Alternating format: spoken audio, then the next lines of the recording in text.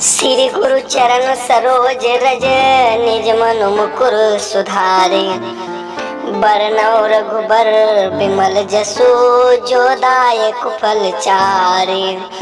श्री गुरु जी के चरण कमलों में अपने मन रूपी दर्पण को साफ करके मैं श्री रघुनाथ जी के उस निर्मल यश का वर्णन करता हूँ जो चारों फलों को धर्म अर्थ काम मोक्ष को देने वाला है।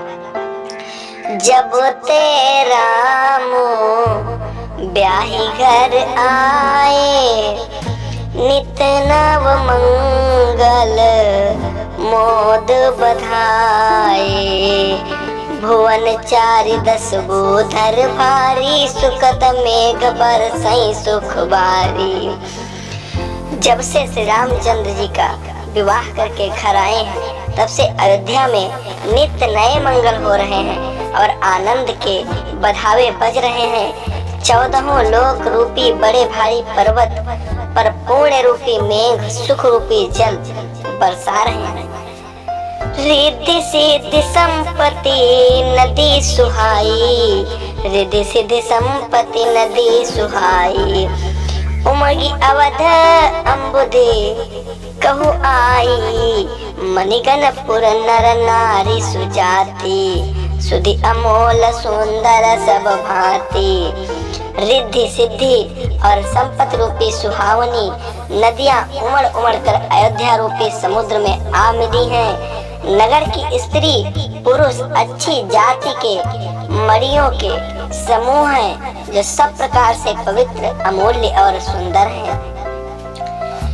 कहीं न जाई कछु नगर विभूति, जनु इतनी बिरंच कर तूती।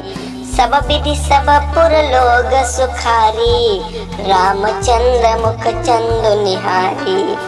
नगर का ऐश्वर्य कुछ कहा नहीं जाता, ऐसा जान पड़ता है मानो ब्रह्मा जी की कारीगरी बस इतनी ही है। सब नगर निवासी श्री रामचंद्र जी के मुख चंद्र को देखकर सब प्रकार सुखी हैं।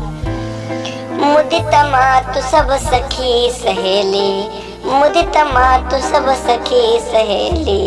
फलित बिलो की मनोरथ बेली, राम रूप गुनो शील स्वभाव। प्रमुदित होई देखी सुनि राऊ। सब माताएं और सखी सहेलियां अपनी मनोरथ रूपी बेल को फली हुई देखकर आनंदित हैं। श्री रामचंद्र जी के रूप गुणशील और स्वभाव को देखकर सुनकर राजा दशरथ जी बहुत ही आनंदित होते हैं। सबके उर अभिलाषु अस कहई मनाई महेशु। अपवछत जुबराज पद रामय देव नरेशु। सबके हृदय में ऐसी अभिलाषा है और सब महादेव जी को मानकर प्रार्थना करके कहते हैं कि राजा अपने जीते जी श्री रामचंद्र जी को युवराज पद दे दें। एक समय सब सहित समाजा, एक समय सब सहित समाजा। राजसभा रघुराजु बिराजा, सकल सुकृत मूर्ति नर नाहु। राम सुजस सुनि अति उछाहु। एक समय रघुकुल के राजा दशरथ जी अपने सारे समाज सहित राजसभा में विराजमान थे। महाराज समस्त पुण्यों की मूर्ति है, उन्हें श्री रामचंद्र जी का सुंदर यश सुनकर अत्यंत आनंद हो रहा है। नृप सब रहई कृपा अभिलाषे, लोकप करई प्रीति रुख राखे। वन तीन काल जग माही, भोरे भाग दशरथ सम नाही। सब राजा उनकी कृपा चाहते हैं और लोकपालगण उनके रूख को रखते हुए अनुकूल होकर प्रीति करते हैं। पृथ्वी आकाश पाताल तीनों भुवनों में और भूत भविष्य वर्तमान तीनों कालों में दशरथ के समान बड़ भागी और कोई नहीं है। मंगल मूल राम सुत जासु, जो कछु कहिए थोर सब तासु। राय सुभाय मुकुर कर लीना, बदन बिलो की मुकुट सम कीन्हा। मंगलो के मूल श्री रामचंद्र जी जिनके पुत्र हैं, उनके लिए जो कुछ कहा जाए सब थोड़ा है। राजा के स्वाभाविक ही हाथ में दर्पण ले लिया और उसमें अपना मुंह देखकर मुकुट को सीधा किया। फिर आगे क्या होता है? श्रवण समीप भय शीत के सा, मनहु जरठ पनु अस उपदेशा।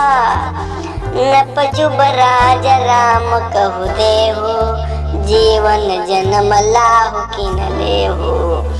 देखा कि कानों के पास बाल सफेद हो गए, मानो बुढ़ापा ऐसा उपदेश कर रहा है कि राजन रामचंद्र जी को युवराज पद देकर अपने जीवन के जन्म का लाभ क्यों नहीं लेते हो?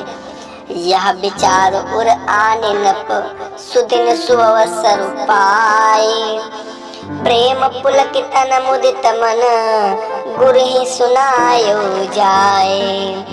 हृदय में यह विचार लाकर युवराज पद देने का निश्चय कर राजा दशरथ ने अपने शुभ दिन और सुंदर समय पाकर प्रेम से पुलकित शरीर हो आनंद मग्न मन से उसे गुरु वशिष्ठ जी को जा सुनाया। कहाई बुआलु सुनिए मुनि नायक, भय राम सब विधि सब लायक। सेवक सचिव सकल पुरवासी, जे हमार अरे मित्र उदासी। राजा क्या कहते हैं? राजा कहते हैं, हे मुनिराज कृपया यह निवेदन है सुनिए। श्री रामचंद्र जी अब सब प्रकार से सब योग्य हो गए हैं। सेवक मंत्री सब नगर निवासी और जो हमारे शत्रु मित्र या उदासीन हैं, सब ही राम प्रिय जहि विधि मोही। प्रभु आशीष जनु तनु धरि सोही। विप्र सहित परिवार गोसाई, करे छोहु सब रौरिय नाही। सभी को श्री रामचंद्र जी वैसे प्रिय हैं जैसे वे मुझको उनके रूप में आपका आशीर्वाद ही मानो शरीर धारण करके शोभित हो रहा है। हे स्वामी, सारे ब्राह्मण परिवार सहित आपके ही समान उन पर स्नेह करते हैं। जय गुरु चरण रेणु सिर धरहि, जय गुरु चरण रेणु सिर धरहि। ते जन सकल विभव बस करहि, मोहि समय अनुभव न दूजे। सब पायो रज पावनि पूजे। आगे की कथा आप लोग अगले पार्ट में श्रवण करेंगे। आप लोगों से हाथ जोड़कर निवेदन है कि हमारे चैनल को सब्सक्राइब जरूर कर लें। धन्यवाद।